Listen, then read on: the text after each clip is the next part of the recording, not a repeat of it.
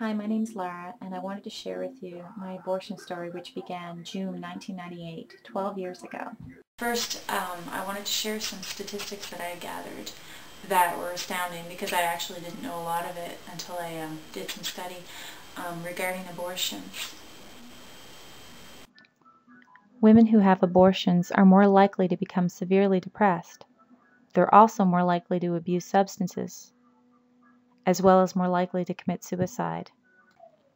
Roughly a quarter of women who terminate their first pregnancy have remained permanently childless. Malformations of later children are increased by having an abortion. So are ectopic pregnancies, with women who have one abortion being twice as high than those who haven't had one, and up to 4 times as high for women with 2 or more abortions.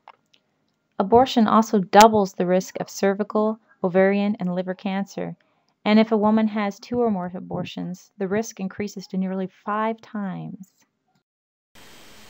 I just turned 20 that May, and I had met this guy that I just fell head over heels for. And so anyway, we did end up getting engaged. We knew we were going to get married. We'd only been together like maybe 2 months, and we did take precautions of sorts. Obviously weren't the most foolproof, and I found out I was pregnant. June 24th, 1998. Well, I think my period is late. I never keep much track, but together, John and I tried to figure it out. I'm a little worried, but I guess I'm in total denial. I'll wait another week, then get tested. Man, my first reaction was, I was terrified. I was like, oh no, what am I going to do? And I knew right away, I can't have this child. And I knew that I was going to get an abortion one way or another. So, June 30th, 1998. Well, I'm pregnant. I knew even before I took the test that I was. I'm late. I took 2 home pregnancy tests and they both showed positive. I went to the clinic Saturday and the doctor referred me in for a blood test to confirm it. So I get that this morning. I'm getting an abortion. I can't keep it. I don't really want to have an abortion, but I have to. It's just another thing to haunt me for the rest of my life. I'm really scared. I had grown up in a Christian home, and I was afraid of what my parents would think, knowing even that I was having sex outside of marriage. So I thought, okay, well, I have to do this. I don't want them to know I'm pregnant. I was also afraid of the actual childbirth experience.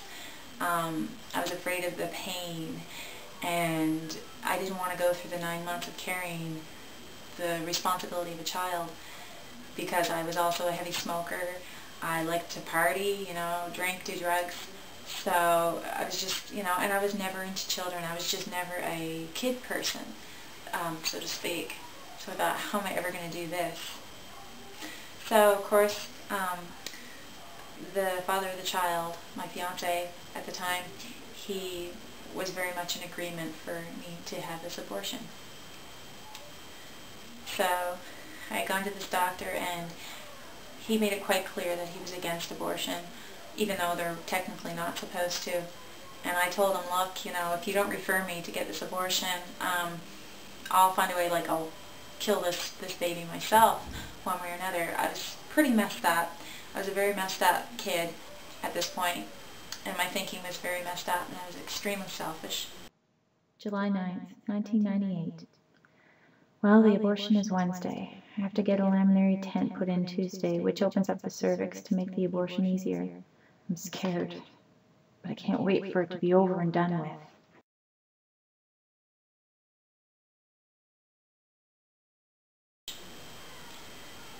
So the doctor referred me, so I ended up having it done in a hospital. My fiance couldn't be there because he had just started a job and he didn't want to ask for a day off right away, so he couldn't be there. My best friend was away on vacation, so she couldn't be there with me, and I felt so afraid. I needed someone to be there, also to drive me home, because you needed to drive home after you weren't allowed to drive. So I asked someone that had just started working with me not too long before, because I felt she'd be trustworthy. And About the whole thing, I think because I wasn't pregnant for long, I had no chance to get attached, so it didn't really affect me. I would recommend it, even if it is quote-unquote murder. After I had the abortion, I just went back to business as usual. Had my McDonald's, was just glad not to be sick because I was extremely sick the entire time. It wasn't just morning sickness, it was all-day sickness. My stomach didn't even really settle down until later on in the evening, and I lied to my coworkers saying I was just sick. You know, I didn't tell them I was pregnant. I did have to tell my supervisor, though, so that I could have the time off to get the abortion. So I carried that, you know, and just buried it deep down and thought, oh, whatever, no big deal. It's just a blob of flesh. That's what I told myself. I was probably, I don't know, 6, 7, 8 weeks pregnant. I'm not certain exact time when I had the abortion. And so I just, like everything else that had happened to me or what I'd done, bad choices, I just suppressed it. When I was about 24 and a half, I had what we call a born-again experience. And don't shut me out yet if you're not a Christian. Please don't shut me out. But I just want to say, it was like I was new again, but I still hadn't really, like I knew that abortion was wrong. I had been taught that all my life, and knew it was murder, but it's still the gravity of what I'd done really hadn't sunk in, and I really hadn't, you know, and I thought I was healed. I thought everything gone poof, and I was okay. Well, I met a Christian man. I remarried, and we decided we'd have a child. When I was pregnant with my son Josiah,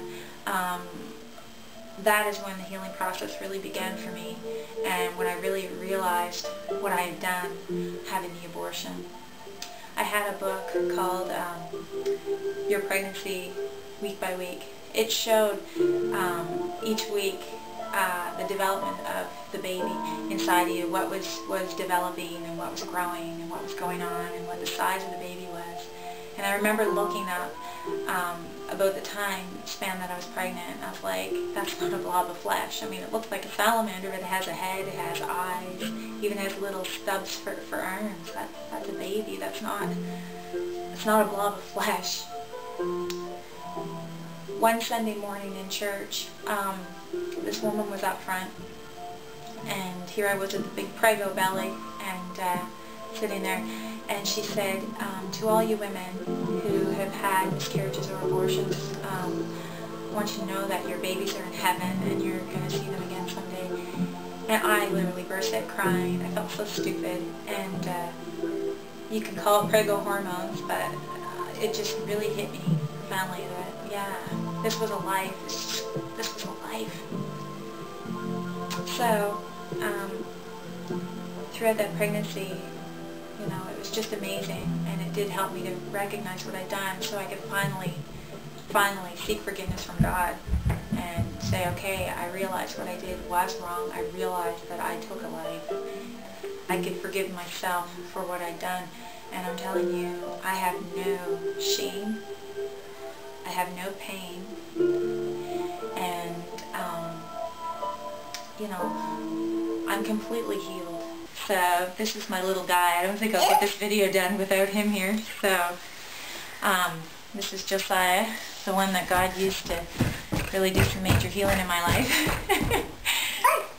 And I was one of the fortunate and blessed ones, because I know people that could never have children again because of their choice to have an abortion. So I was blessed to have a child. And my little peanut butter face boy. Yes. Big reason to choose life. I love you, bud. You're the